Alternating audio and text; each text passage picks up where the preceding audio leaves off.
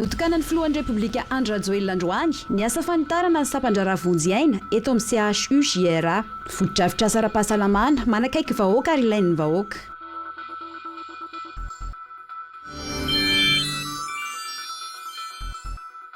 Tsy mbola miditra ao anatin'ny amiana ara-pahasalamana ny firenena hoy ny filohan'ny repoblika Andry Rajoelina saingy tsy maintsy hisy ny fepetra manokana ho raisina mandritra ny filan-kevitra minisitra Rampitso.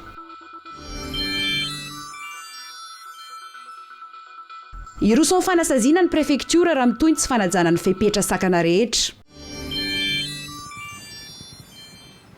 Falmerabantsika rehetra ny tokantrano tonga soa ato anaty viva événement amin'izao alina izao ary manasantsika mpanajana ihany koa manaraka izany hatramin'ny farany.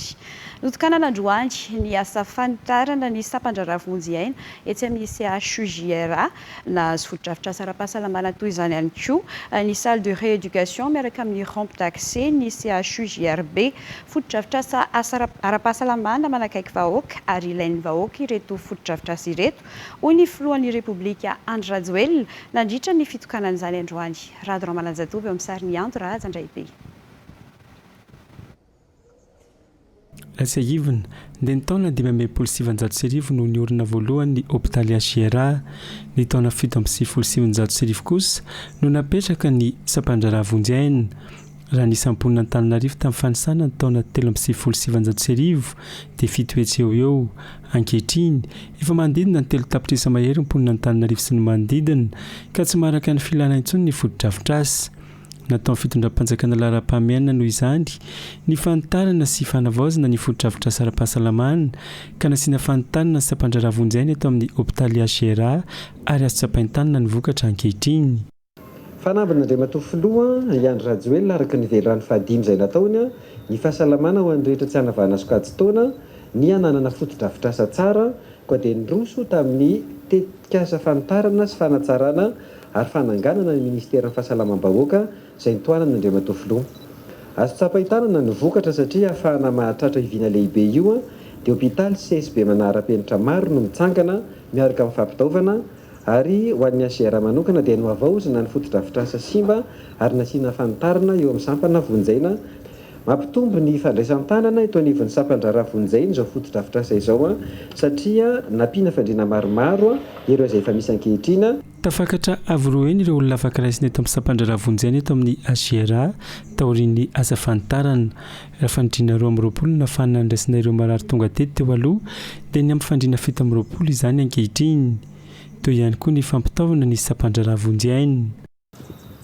Tafahona eto indray tsika Monsieur le Ministre hitokana ny foto-drafitr'asa izay mifanakaiky amin'ny vahoaka sy ilain'ny vahoaka malagasy tokoa satria dia zo fototra ny maha-olona ny fananana fahasalamana sy toerana fitsaboana ary araka ny velorany napetratsika ny velorany fahadimy dia ny hoe fahasalamana ho an'ny rehetra tsy hanavahana anahizana iza.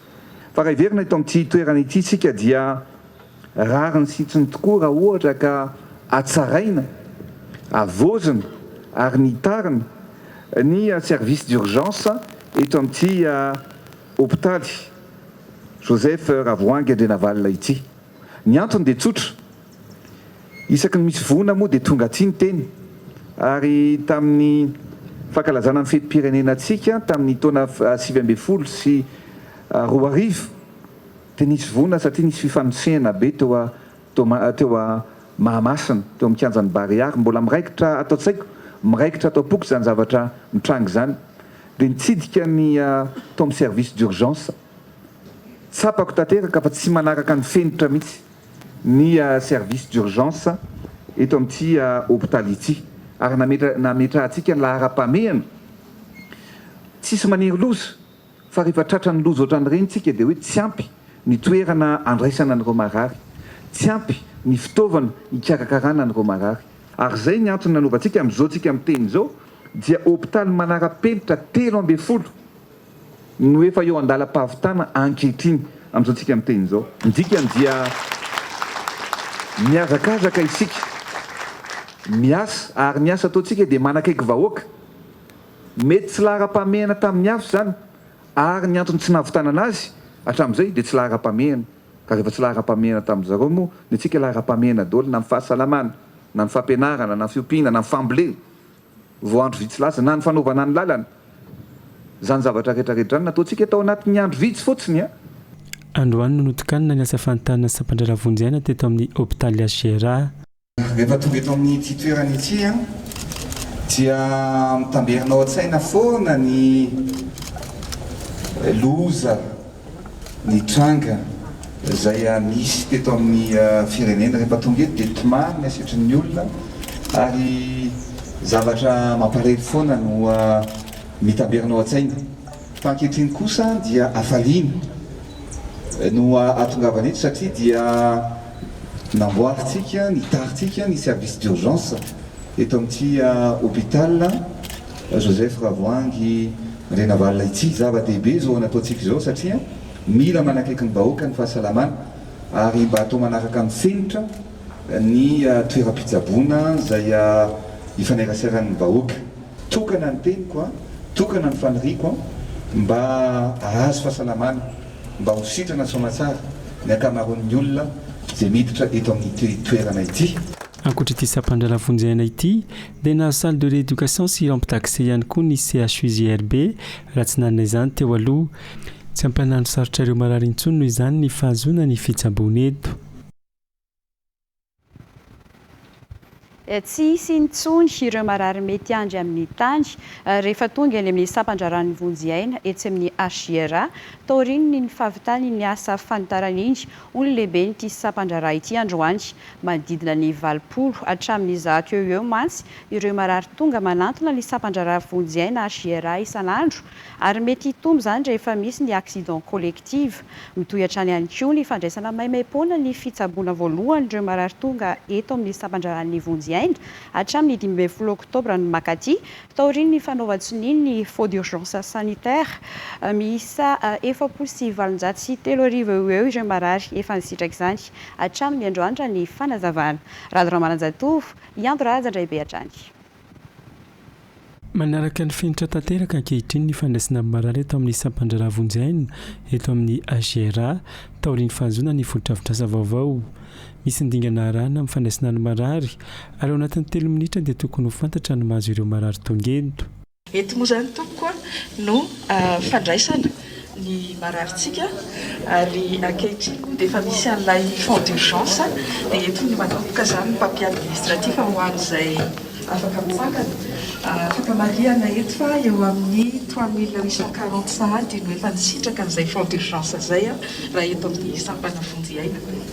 Ampy ary maraka ireo marary tonga manantona eto ny fandriana sy ny fampitaovana vokatry ny ezaka natao fitondram-panjakana amin'ny fantana sy ny fanavazana fototra-avitrasa ara-pahasalamana.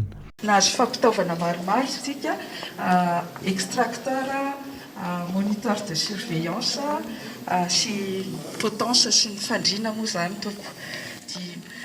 Manateny izahay izany fa tsy dia hisy marary hisisika be sy hampatoriana ambany intsony raha sendra ny voina miaraka tompo. Ahitana toeram-pidiovana ihany koa ato anatin'ny sampandraravonjaina vaovao. Fa tsy mbola miditra anatin'ny amenana ara-pahasalamana ny firenena hoy ny filohan'ny Repoblika Andry Rajoelina saingy tsy maintsy hisy anefa ny fepetra manokana ho raisina manoloana ny trangan'ny Covid-19 amin'izao fotoana izao. Mandritra ny fialan-kevitry ny minisitra Rapitso no andraisan'izay fepetra manokana izay hoy hatrany ny filohan'ny Repoblika. Ary tahaka izao raha ny fanampanazavana momsay. Tamin'ny herinandro niakatra be ny olona nitondra an'ilay tsy mikaretina Covid dia efa nijarevana fa tamin'ity herinandro ity indray somary nidina kely ihany aloha na zany aza nefa tsy maintsy misy fepetra ao raisitsika. Mila mitandrina ihany tsika ary misy ny fandiniana manokana amin'ny fepetra rehetra tokony ho raisina. Rapitso alarobia ao anatin'ny filan-kevitry ny minisitra isy conseil des ministres spécial mihitsy zany ho atao andiniana fotsiny amin'ny resaka Covid-19 eto Madagasikara. Rapitsotsika no mahafantatra an'izay hoe inona no fepetra tokony ho raisina, manahoana ny jerevana daholo ny situation. Fa ny antsoan'ny Andriamatoa ministra tamin'ny maraina zao eo amin'ny 90 tao izy Andriamatoa ministra ny miditra hôpitaly ankehitriny zany. Zany hoe mbola tsy tena tonga ao anatin'ilay hoe idirana amin'izay ame an'izay fa na zany ara misy fepetra maromaro tsy maintsy ho raisiny dia io zany mety mivoatra ihany fa rapitso ao anatin'ny filakevitra minisitra no ahafantarantsika an'izay zavatra rehetrarehetra zay. Efa miresaka izay valanaretina Covid-19 izay hatrany sika dia maro ankizy marary amin'izao fotoana izao. Tsy mbola voamarina nefa na firy amin'ireny ankizy ireny no tena tratran'ny Covid. Ny tsapa nefa dia miverina miakatra indray nitrangan'ny Covid-19. Raha ny herinandro lasa teo dia efa tafiakatra 4.7 ny isan'ny tranga vaovao. Roa taona teo aoriana miverina indray ny coronavirus ary anisan'ny tena mampanahy izao tontolo izao ny fisian'ny variant vaovao Omicron. Izay nipoitra ny 17 novambra lasa teo tapabolana teo aoriana firenena 23 no efa ahitany ity variant ity. Fitimiariko feno no mitondra ny andinindininy amin'izay. Omicron, variant vaovao ny coronavirus, hita tany Afrika Atsimo ary efa miparitaka amina firenena 23 ankehitriny. Mora mifindra indrindra ity variant ity mihoatra ny variant Delta, izay anisan'ny tena natahorana indrindra hoy ireo manam-pahaizana. Samy hafa ihany koa ny fisehony raha ny fanazavan'ny mpitsabo. Ny Omicron moa zany raha amin'ny classification amin'ny antsoina hoe virus na coronavirus dia hoe 15e classification zay ny dikany Omicron. Manarak'izay ny fisehoan'ny Omicron sy ny fisehoan'ny Delta tsara atoro amintsika. Voalohany indrindra ny Omicron dia reto ny zavatra miseho.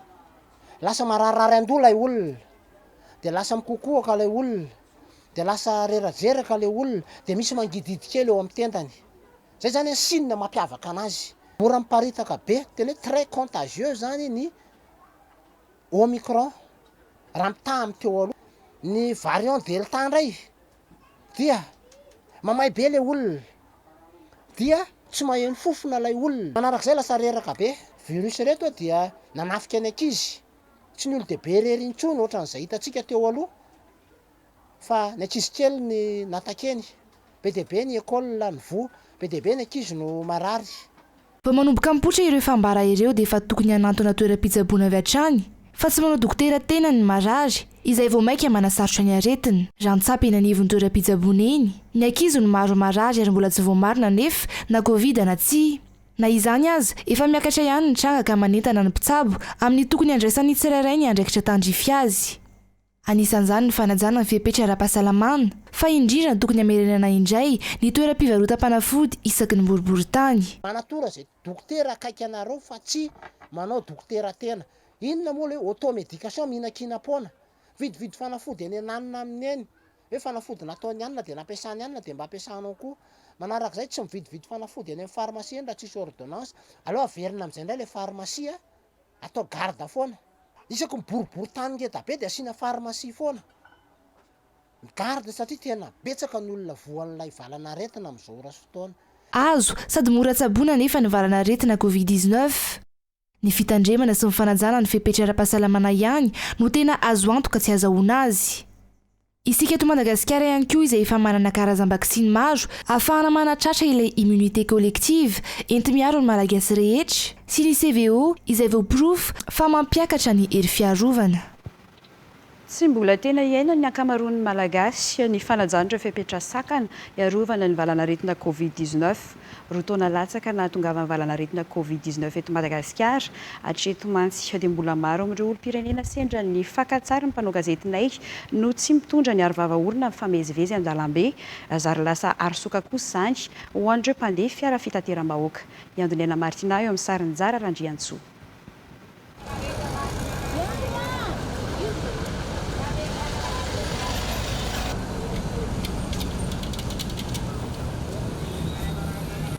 Sary tokony ho tamin'ny 1.10 sasany eto androany iny hitantsika iny. Maro amin'ireo olona mifamezivezy no tsy mametaka akory ny arovava-orona ary ao ny manao izany ho toy ny arosoka. Hatrany anaty fiara fitateram-bahoaka azy dia ahitan'izany ny mpamily sy ny mpanampy ny mpamily ary ireo mpandeha manao arosoka avokoa ny ankamaroany. Tsy mbola voaja mihitsy arak'izany ny fipetra sakana izay heverina fa ahafahana manafoana aingana ny tsy fiparitahan'ny valanaretina coronavirus. Toy ny tamin'ny Covid-19 andiany voalohany sy faharoa, nisy hatrany ny fanasaziana nataony mpitandro ny filaminana ho an'ireo izay tsy manao arovava-orona. Hatreto aloha, raha ny loharanom-baovao, mbola anatin'ny fanentanana ny mpitandro ny filaminana. Efa miverina miakatra indray anefa ny tahan'ny olona mitondra ny tsimboka aretina amin'izao fotoana manerana ny Madagasikara.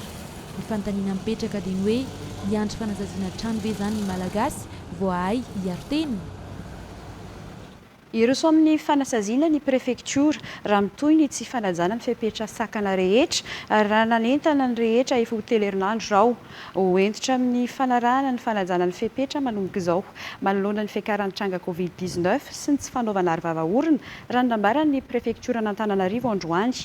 Anatona ny vahoaka ihany koa manomboka izao ny fanaovam-baksingy mahedina valana aretina sy elana amin'ny mety ho fikatoanana indray indrindra amin'izao akatoko ny fety izao hiatrany ny fanazavana.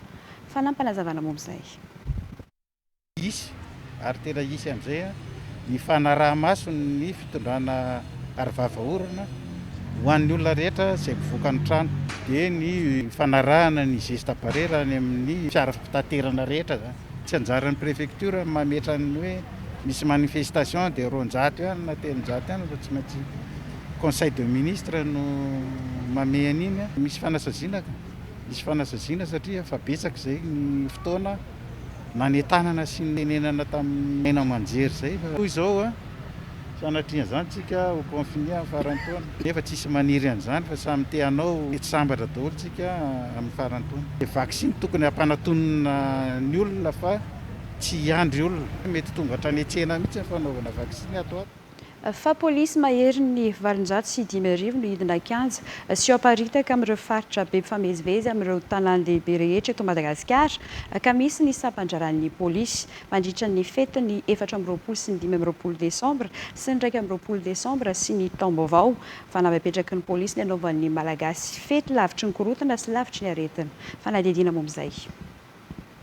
Miara-mientana ireo sampandrara rehetra eo anivon'ny polisy-pirenena amin'ny fitandronan'ny filaminana mandritra ny fetin'ny Noely sy ny faran'ny taona. Ho ampitombony ireo polisy midina kianja mihoatra ny isa-taona amin'izay fitandronan'ny filaminana izay indrindra amin'ireo faritra be mpivezivezy. Ka miisa eo amin'ny 7,50 sy 700 sy 10,000 na 5,859 eo zany ny olombelona hidina eny kianja amin'ny andron'ny 24/25 sy ny 31 ifo 1er janvier. Ireo dia mitsinjara amin'ny toerana efa fantatsika ohatran'ny isa-taona ihany rehefa krismasy dia ny any amin'ny fiangonana sy ny temple reny ary indrindrindrindra koa efa fantatsika fa efa manomboka maro ny olona mandeha eny an-tsena misy ny bazary de Noël kanefa misy ireo le tsena azo lazaina hoe tsena efa mahazatra ny olona ihany koa zany mitombo ny olona sy ny fiara amin'ireny ka ireo olombelona rehetrarehetra ireo isahana amin'izay lafiny rehetrarehetra izay. Mbola maro ireo tsy manajy ireo fepetra sakana mitoetra any araka izany ny fanentanan'ny polisy amin'ny fanajan'ireo fepetra sakana toy ny fanaovana ary-vava-orona sy ny maro hafa hiadina amin'ny fiparitahan'ny valana aretina Covid-19. Tsy maniry ny iverenan'i Madagasikara ao anatin'ny fepetra enjana miady amin'ny valana aretina ny eo anivon'ny polisy-pirenena araka ny fanambarana nataon'izy ireo androany. Tsy azo adino fa eo ny ambana ataon'ny Covid-19 dia efa nahazo baiko ihany koa ireo polisy ireo hanao fanentanana amin'ny fampiasana ny ary-vava sy ny fihetsika mifanaraka amin'izany. Manentana ny olom-pirenena rehetra mba ho aingana dia aingana amin'ny fampitam-baovao ny polisy-pirenena raha misy ny tranga tsy fandriam-pahalemana. Tsy andro jiolahy izay miteraka orooro ho an'ny vahoaka ny polisy hoy izy ireo. Fa mihena ny fotoam-pialatsasatra krismasy ho an'ny kilasy manala fanadinana eny anivon'ny sekoly tsy miankina sasatsasany ahafahan'ny ankizy mandroso amin'ny fandaharam-pianarana izay ezahandreo mpampianatra fitaina aloha noho ny fiverenana ny fiakaran'ny valana aretina indray. Miverina miatra ihany koa ny fepetra ara-pahasalamana rehetra eny anivon'ny sekoly ny ankizy raha teo izay voasokajy marefy anatin'ny ady amin'ny Covid ity. Misy mihitsy azy ireo sekoly efa manakatona ny varavarany noho ny fisiana trangana Covid teny amin'ny toeram-pianarana. Fity miariko feno amin'ny Sarinivo Chanel. Manaraka ny fivoaran'ny valana aretina Covid-19 ny fomba fiasa eny anivon'ny sekoly eny manoloana ny fiakaran'ny trangana Covid dia miverina manamafindray ny fanajana fepetra ara-pahasalamana toy ny teo aloha indray ny sekoly amin'izao fotoana izao. Ankoatr'izay efa misy ihany koa ny fanaovam-bakisiny entina miady amin'ity aretina ity. Ho an'ity sekoly iray ity manokana ny roso tamin'ny fanentanana momba ny vaksiny mihitsy ity farany izay natao tao an-tsekoly ihany ho an'ny iray aman-dreny mpivezivezy sy ireo mpampianatra mpanabe ao. Toy ny fanao isa-taona le geste barrière bouche tsy maintsy atao tsy maintsy manao daholo ny kasibosy na mpampianatra lay aman-dreny mitsofoka tiary dia tanina tsy mahazo vidry ty amin'ny faritra ny sekoly raha vao tsy manao kasibosy dia mampiasa gel ihany koa izay hitanareo moa ny ankizy eo tokotany efa misy tompona andraikitra maniry ny ankizy anasan-tanana alohan'ny idirana aty nanao campagne vaccinal mihitsy zahay ny tanina mpampianatra rehetrarehetra hoe andaontsika anao vaccine dia navita vaccine daholo aloha zany ataoko hoe 95% ny mpampianatra ato aminay zany navita vaccine. Miankina amin'ny fivoaran'ny valaretana ihany koa ny fandrosoany ny fandaharam-pianarana anatin'izany indrindra dia mbola mitohy mianatra ireo kilasy mpanadinana ho an'ity sekoly tsy miankina ity amin'ny herinandro iny raha toa ka miala sasatra ireo kilasy hafa ahafahana manenjika arak'izay tratra ny programam-pampianarana raha sanatria misy ny fikatonana. Tamin'ny septambra zay minitra raha tena atao zany ny kajikajy dia teo amin'ny 3 volana sy tapany teo zany zay nianatra dia efa fantatra ihany moa zany hoe sao dia misy ny sanatria hoe misy ny troisième vague dia noezaka be zany zay mifanenjehana programme dia zay indrindra nisan'ny mahatonga ny troisième sy ny septième sy ny terminal les classes d'examen zany mbola mianatra ny anay amin'ny herinandro ambony manenjika aloha zany reo ankizy ireo mianatra fa ny intermédiaire vacances amin'ity herinandro ity fa dia miezaka ny mpampianatra efa tenenina ny ankizy hoe manao ezaka mba ilana koa ny absence. Manoloana ny fiparitaha ny valanaretina Covid-19 amin'izao fotoana izay dia nofendrahana ranom-panafody avokoa ireo EPP sy EG sy lycée rehetra ho an'ny farim-piadidim-pampianarana Antananarivo renivohitra. Nitondra fanazavana momba ireo fianarana nandray fepetra anakatona ny sekoly ihany koa ny chef Cisco Antananarivo renivohitra androany arato akizao raha momba izay. Ny mesure izay natao voalohany zany nandritra iny weekend lasa iny dia ny fandrarahana ranom-panafody eraky ny établissement rehetrarehetra zany hoe ny 94 EPP ny 16 CEG ary ny 7 lycée teto Antananarivo renivohitra ny resaka io. Ankoatran'izay dia entitra tanteraka ny talitsekoly sy ny comité de vigilance eny anivon'ny sekoly tsirairay avy mahakasika ny fitandremana ireo fepetra ara-pahasalamana rehetrarehetra zany amin'ny fotoana ny fianarana ohatraohatran'izao. Misy ny tatitra tonga aty aminay zany rehefa misy ny trangana aretina dia misy ny cellule manokana miandraikitra n'izay zavatra izay mijery an'izy ireny dia milaza aty aminay hoe zao no trangana aretina eny amin'ny sekoly ary zay mampiakatra an'izany eny anivon'ny ministère fohy be. Mety misy ny fikatonana sekoly izay hitantsika sasatsasany eto anivon'ny Cisco Antananarivo renivohitra sekoly privé fa tsy nisy toromarika manokana no an'ireny sekoly ireny hoe mikatony ianareo fa dia organisation fandaminana anatiny andro zareo no antony katonany ho fiarovany amin'ilay sekoly misy azy. Eo amin'ny vaovaon'ny toe-karena isokatra rapitsy 12 desambra ny taom-panangolam-bokatra momba ireo hazan-dranomasina ankoatra ny makamy izay vonikatona ny 10 desambra lasa teo ny taom-panjonoana azy manentana ny mpisehatra rehetra voakasika amin'izany ny ministera an-jomo sy ny toe-karena manga mba hanavao ny fahazahoan-dalana. Tsy manan-kery-tsony mantsy ny fahazahoan-dalana tamin'ny taon-dasa manomboka ny voalohan'ny volana janoary 2024 izao. Nisy kosa ny fanatsarana ny redevance amin'ny fanangonam-bokatra ka hiakatra amin'ny ity taona 2024 ity izany manomboka izao. Miaro volatsiferana eo amin'ny sariny anjara Rajaonary Velo. Isaky ny 12 desambra no fisokafan'ny taom-panangonana vokatra hazan-drano eto amintsika. Isa-taona dia mila manavao ny fahazoan-dalana hatrany ireo mpisehatra te hanao izany ka ena ministera an-jony sy ny toe-karena manga Ampandrinombo no anaovana izany hatramin'ny faraka amin'ny 30 ny volana marsa 2024. Misy zany ny renouvellement zany hoe zay rehefa nisetra teo aloha dia isan-taona zany manavao ny resaka permis de collecte. Dia misy zay mpisehatra vaovao zay manao demande de décision zany mahazo permis vaovao. Fa matetika rehefa fanomboana ohatran'izao zany dia prioritaire zany zay efa nisetra teo aloha no manavao ny anazy dia zay vao miditra zany le vaovao. Anisan'ny fanavaozana ho an'ity taom-panangonam-bokatra 2024 ity ihany koa ny fanatsarana ny redevance. Isy ihany koa ny fetrisana ny kôta ho an'ireo orinasa mpisehatra ka misy ny komity arahan'ny ministera an-jony sy ny toe-karena manga miaraka amin'ireo fiarahamonim-pirenena sy ny Bianco ho fandiniana momba io fetrisa io.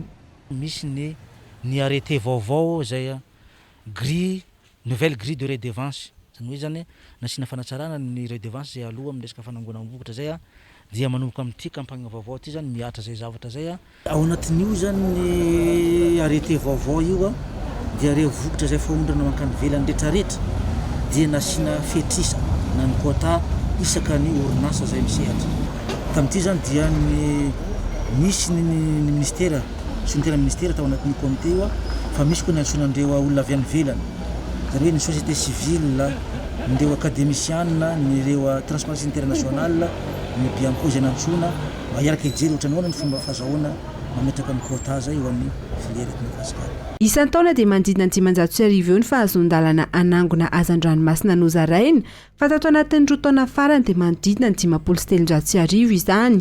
Mahajanga, Morondava ary Toliara kosa no maro anisa amin'ireo nahazo fahazon-dalana ireo. Mariana fa tsy voakasika amin'ity taom-panangonam-bokatra isokatra rapitso ity ny Jono Makamba izay vao ny 10 Desambra teo no nikatona, ny Drakaka izay isokatra ny 19 Desambra ho avy izao ary ny Langouste isokatra amin'ny voalohan'ny volana Janoary 2024. Fanodiny hena fanindroana omaly 10 Desambra 2024 teny amin'ny lapan'ny Tsimbazaza ny volavolan-dalàna laharana fa 820 bara 2024 tamin'ny 17 Oktobra momba lalàna feny fitantanam-bolam-panjakana ho an'ny taona 2024 rehefa avy nasy mpanovana avy amin'ireo lolo Madagasikara nakatoavin'ireo solombavam-bahoaka nandritrizany ny fanesorana ny vola 200 miliara ariary izay natokana anaovana garantie à l'importation des PPN izay nisoratra ao amin'ny rubrique transfert ary afindra amin'ny biens et services izay ao anatin'ny teti-bolan'ny ministera ny toe-karena sy ny fitantanam-bola ihany. Fa manambonina Trambondry sy Général Sotroronono ary Zandary avy ao amin'ny G6 ary CSI mitotaly 30 no voapanga ho niditra anatin'ny fikambanan-jiolahy ny kendry fofo anao heloka behivavy sy anonga-panjakana ao anatin'ny Apollo 21 ireo noenona ny tsara nanomboka omaly. Fantatra nandritrizany fa ny 10 alin-dahy no nikasan'ny Paul Rafanoara napetraka ho teboka stratégique amin'ny fakana fanjakana sy fanagazana panjakana.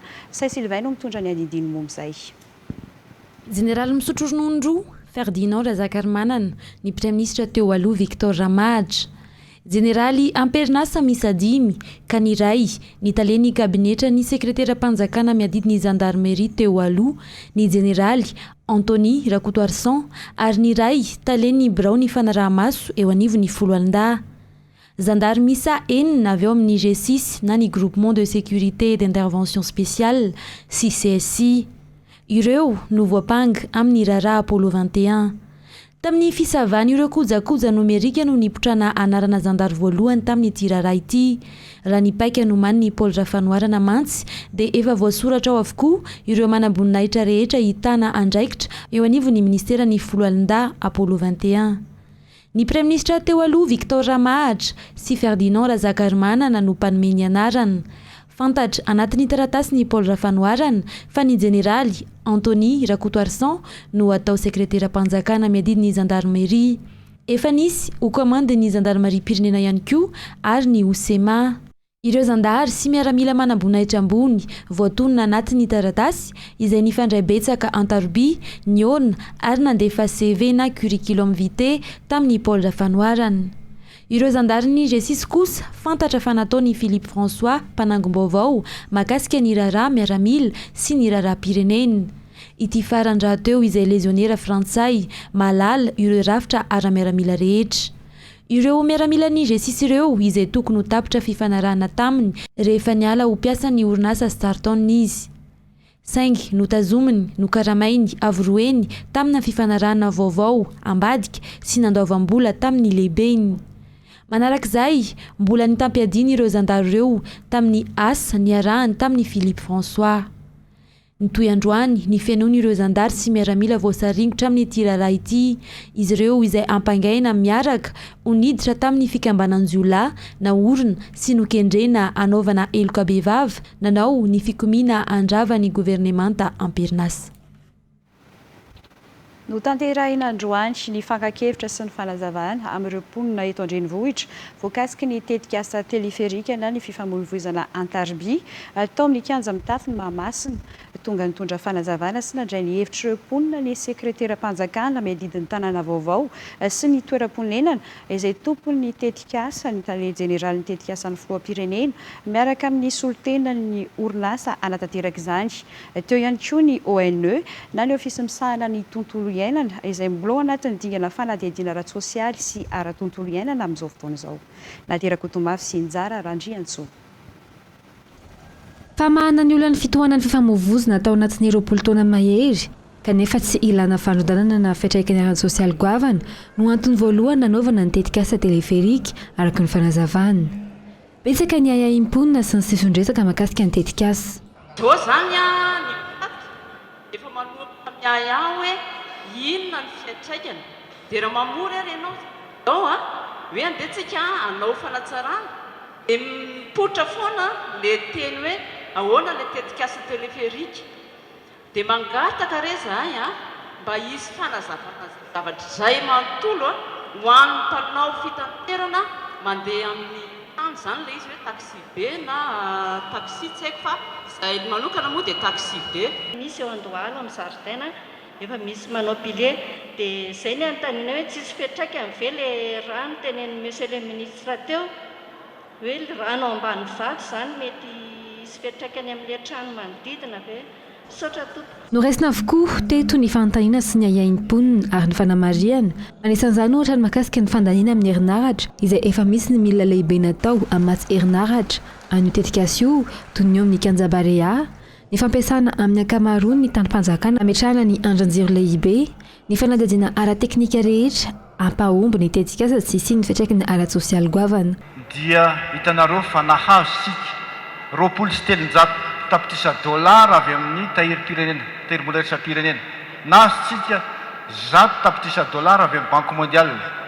Tsy resaka ny ohatra hanaovana sosialy hatrany atsimo hatrany amin'ny kere ka rehefa nisy an'izany vola be zany atao amin'ny ara-tsosialy fa maninona Antananarivo raha mba mahazo vahaolana ara-teknika mikasika ny fitaterana. Tsy nisy na tany privé anankiray mba hialana amin'le hoe sorona indray satria lehibe ny gara fa kosa amin'ireo andrin-jiro 100 dia mitovy amin'ireny poteau-ny Jirama reny no hipetraka fa avoavo kokoa any amin'ny 30 metatra mahery ny sasany.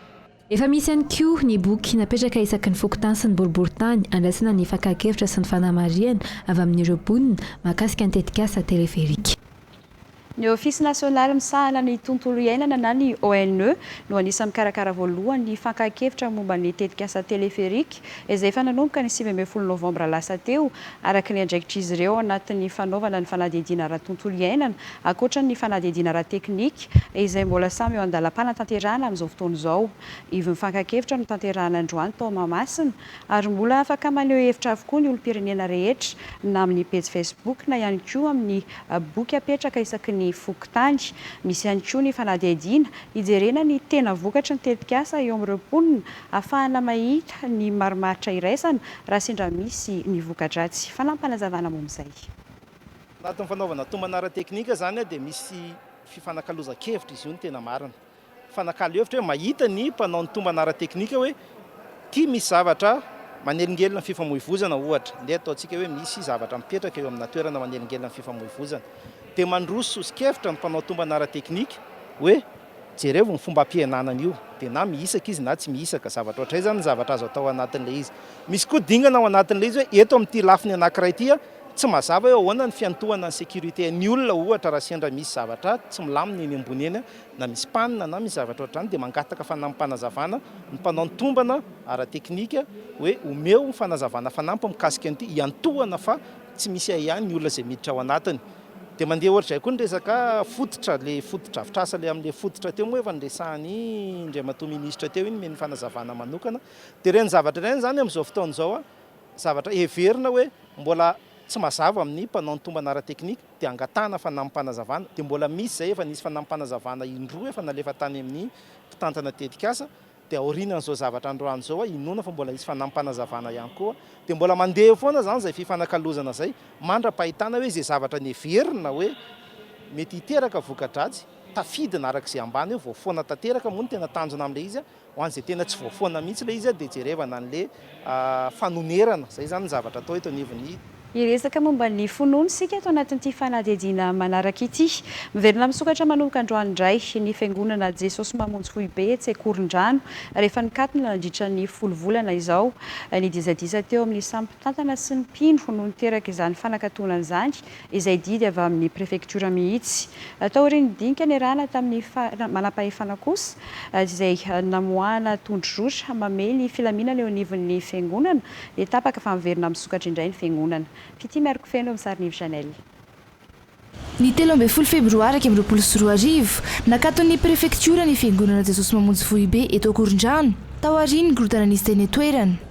Raha tsy aivina ady saritaka tonga amin'ny tora-bato mihitsy ny zava-nitranga teny amin'ny Jesosy Mamonjy noho ny disadisa eo amin'ny sampitantana sy ny mpino amin'ny resaka fifidianana izay filohan'ny fiangonana. Aorinan'ny olana izay niseho teto amin'ny fiangonana nandritran'ny volana maromaro nandray andraikitra ny fanjakana nanokatra ny fiangonana ary nametraka tondrozotra na feuille de route zany izay tsy maintsy ho arahan'ny rotonta eto amin'ny fiangonana. Efa namoaka arrêté préfectoral maly nanafoana ny arrêté teo aloha nanidy azy ary manokatra azy indray manomboka androany. Dia nisokatra fomba ofisialy zany ny fiangonana Jesosy Mamonjy Foibe Korondrano matoky anareo fanjakana amin'ny fitantanana ny fiangonana tsy hisy intsony ny olana fanjakana zany tsy maintsy miditra ihany raha ohatra sanatry misy ny olana amin'ny fampiarana ny feuille de route na ny tondrozotra. Nisy ny tondrozotra niarahana ametraka tamin'ny ministeran'ny atany sy ny fitsinjaram-pahefana mba hifehezana ny lamina anatin'ny fiangonana hisorohana ny korotana tahaka ireny. Atsangana araka izany ny comité transitoire du conseil d'administration manakery avokoa anefa ny rafitra rehetra eo anivon'ny fiangonana fiaraha-mitantana no misy eo anivon'ny fiangonana Jesosy Mamonjy saingy ity komity ity no tompon'ny teny farany. Nyantso ny mpino sy mpitantana rehetra kosa anefa ny filoha-hevitra mba iray saina sy iray fo anatin'ny fanatanterahana ny asa fanompoana. Atsika mpino Jesosy Mamonjy era Madagasikara dia manomboka izao dia ravahantsika ny hoe korotana ady andaniny sy akilany fa iray Jesosy Mamonjy era Madagasikara mifankatia miray saina ray fo. Ny vaovao-paritra nanoizantsika ny fampahalalam-baovao nateraka otomavy no miaraka aminao anatin'ny vaovao amin'ny teny frantsay. Ny tena kosa dia mametraka ny veloma mandrapitafy ho amin'ny rapitsy indray. Veloma tompoko.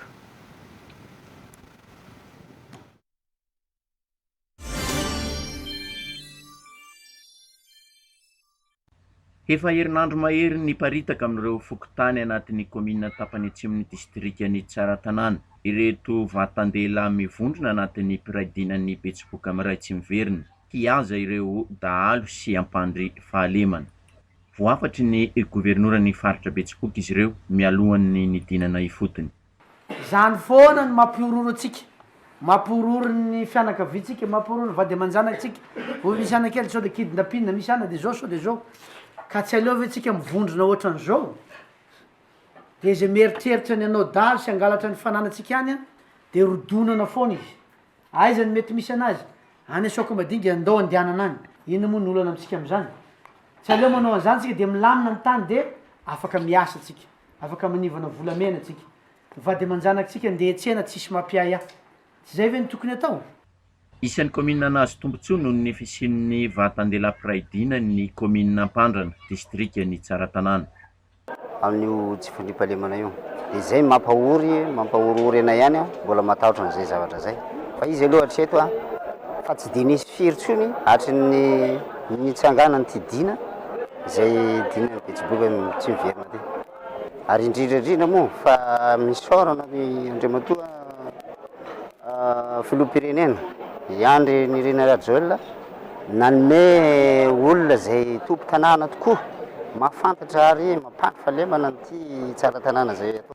miangavy ny mba hijeren'ny fanjakana fohy be noho izao finiavana amin'ny fampandrena fahalemana izao ireto piraidina ireto.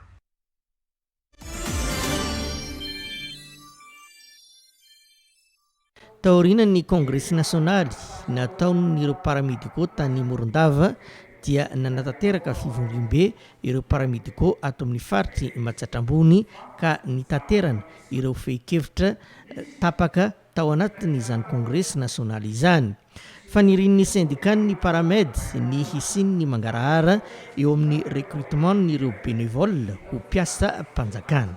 Isorana indrindra ny filoham-pirenena Jaina Andrinina Rajoelina izay nambali ny fangatanay tamin'ny tolona ianareo tamin'ny volana février iny nanaika ny handray ny bénévole mpiasa mpanjakana. Isorana indrindra zany Andriamatoa Filoha. Areto izay dia manamafy zany fa tokony mba atao mangarahara ny fandraisana an'ireo bénévole reo. Tokony fantatra mazava ny critère de recrutement ary mangataka zay syndicat mba tafiditra ao anatiny comité de recrutement mba isiany mangarahara. Ny 570 ny mpiasan'ny fahasalamana eto Madagasikara dia paramedy avokoa ka isan'ireo singy mampiodina ny fahasalamam-bahoaka izy ireo. Any Mananjary moa no fantatra fa hanatanterahana ny Congrès nasionaly ny paramedicaux amin'ny taona 2024 io.